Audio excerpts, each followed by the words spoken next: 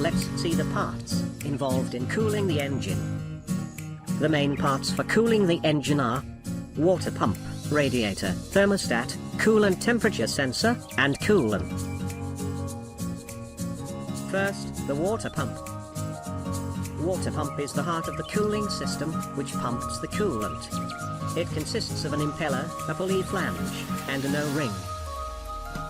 The impeller is driven by the engine drive belt through a pulley. Next, the radiator.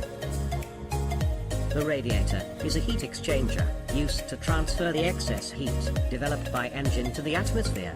The radiator is having an inlet port, outlet port, a drain plug, and a radiator pressure cap.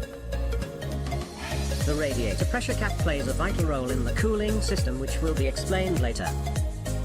Next, the thermostat. The thermostat is a valve which regulates the flow of the coolant and helps to maintain the proper operating temperature for the engine.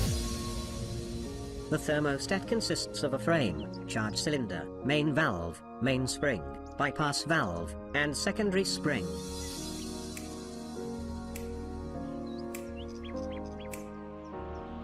Next, the coolant temperature sensor. The coolant temperature sensor is used to monitor the engine temperature. The ECU will use this data to manage fuel injection and ignition time. Some engines have more than one coolant temperature sensor. The data is also used to control the radiator fan and to update the temperature gauge on the driver console. The coolant temperature sensor consists of a sensing probe and an electrical connector. Most coolant temperature sensors are negative temperature coefficient type, which means as the temperature increases, the resistance will decrease. The CTS can be a 2-pin type, or a 3-pin type, depending on the make of the vehicle. These are the main parts involved in an engine cooling system. Now, let's see how these parts works together.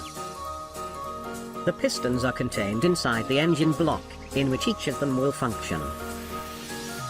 Above the engine block comes the head gasket, which provides sealing between engine block and engine head. It avoids compression leaks and oil or coolant leaks into the cylinders. Above that comes the engine head. The engine is having a safe passage through which the coolant can flow without entering into the cylinder or mixing up with the oil. This passage is known as water jacket. Let's put the parts one by one and see how it works. The water pump pumps the coolant throughout the system with the help of the radial impeller. It is driven by the engine itself, using a serpentine belt. The serpentine belt also drives the power steering pump, alternator, AC compressor. But for now only water pump is shown. Now let's see the connections. The thermostat bypass hose. The thermostat housing. Inside the thermostat, the radiator and the radiator fan, the lower radiator hose, the water pump outlet hose, the upper radiator hose, the coolant expansion tank, the expansion bleed hose, coolant overflow hose. So, finally, let's get into the working, starting with the thermostat. The thermostat is actually a valve which regulates the flow of the coolant. It will always be covered in the coolant so that the temperature can be sensed. Let's start the operation from a cold engine. When the engine is cold, the bypass valve stays open. So, the coolant bypasses the radiator and recirculates through the engine. This helps the engine to heat up to operating temperature quickly. Eventually, the coolant temperature increases by absorbing the heat from the engine. Once the coolant starts to reach higher temperature, which is usually between 160 to 190 Fahrenheit, the bypass valve will start to close, and the main valve will start to open.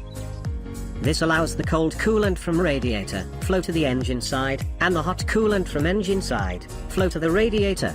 In most cars, the coolant temperature sensor is located near the thermostat housing. It will turn on the radiator fan if the coolant to the radiator side is at high temperature. Now, the hot coolant in the radiator will release its heat to the atmosphere with the help of the fan. At the same time, the cold coolant received from the radiator will start to absorb the heat from the engine for the next cycle. Heating liquid inside a closed system always builds up pressure. So, how to maintain the pressure? Here comes the role of the radiator pressure cap. It consists of a spring-loaded valve mechanism, which will respond to higher pressure. Reaching a pressure above 15 psi will push the pressure cap valve, and the coolant flows to the expansion tank, until the pressure goes down to operation level. And when the system cools down, the vacuum inside the system sucks back the coolant from expansion tank. In case if there is too much pressure buildup in the system, due to trapped air, or other failures, the coolant in the expansion tank will be pushed out through the overflow hose.